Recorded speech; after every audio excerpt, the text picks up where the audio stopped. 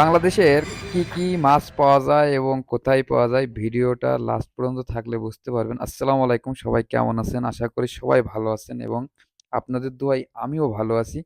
ভিডিওটা হচ্ছে কুয়েত থেকে বলা, অনেকেই হয়তো বা এই জায়গা চেনে, পরিচিত, কারণ যারা কুয়েতে থাকে তারা অবশ্যই চেনে।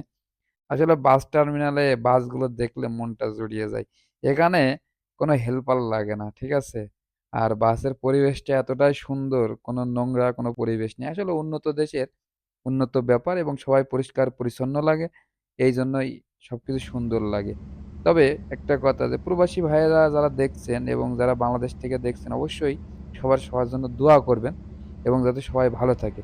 আর অবশ্যই বাংলাদেশে যারা থাকেন তারা এই বাংলাদেশে থাকা মানুষগুলো এই প্রবাসী ভাইদের কষ্ট বুঝবেন এবং দোয়া করবেন। এবং রাস্তায় চলার জন্য অনেক বিপদ আসতে পারে, স অনেক সম্মুখীন হতে হবে অনেক কিছুরই। কারণ এই প্রবাস কখনো নিজের দেশ না, নিজের মাতৃভূমি না। এটা হচ্ছে পরের দেশে কামলা খাটা এবং এখানে যতটা সেফে থাকা যায়, প্রত্যেকটা প্রবাসী ভাইদের বলব যতটা সেফে থাকবেন ততটাই ভালো, আলহামদুলিল্লাহ।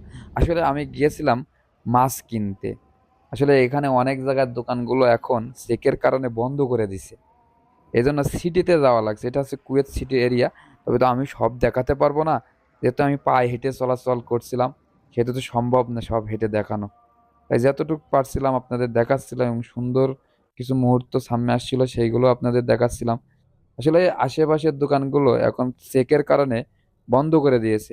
এইজন্য সিটিতে যাওয়া লাগছে এবং সিটিতে গেলে একটা সুবিধা কি, আপনি ওখানে সব ধরনেরই মাছ পাবেন এবং সেগুলো নতুন, মানে ইনটেক বলতে কি, এখানে অনেক দিনের যাবত মাছ আসে, তো এই মাছগুলো অনেক লং টাইম থাকে। তারপরেও সিটি এলাকায় গেলে কি হয়, কিছু সময়ের, অল্প সময়ের মাছগুলো ওখানে থাকে এবং ওখান থেকে মেন সব শহরে সেল হয়।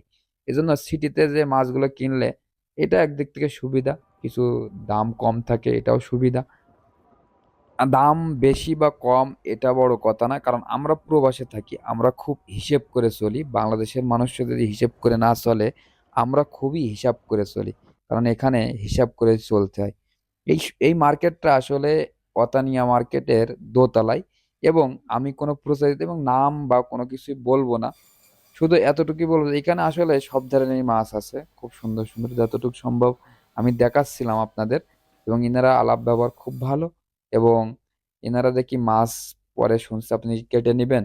কেটে তো নিতেই হবে ভাই, কেটে না নিলে এখানে কেটে দিবে কি, ঘরে কি বউ আছে? হ্যাঁ, ঠিক আছে। তাই আর কি ওনারা সুন্দরভাবে কেটে দিল এবং মাছটা হচ্ছে 5.5 কিলো, তার মানে অনেক বড় মাছ মোটামুটি। একজনের জন্য অনেক দিন যাবে এবং মাছগুলো অনেক সুস্বাদু হয়। তবে বাংলাদেশে সব ধরনের মাছ পাওয়ার কারণে খুব ভালো লাগে। তবে এটা অনেক দিনের, মানে 6 মাসের হতে পারে, কারণ এটা ফ্রিজিং করে তারপরে এই দেশে আসে, নাহলে তো মাছ আসবে না কখনোই।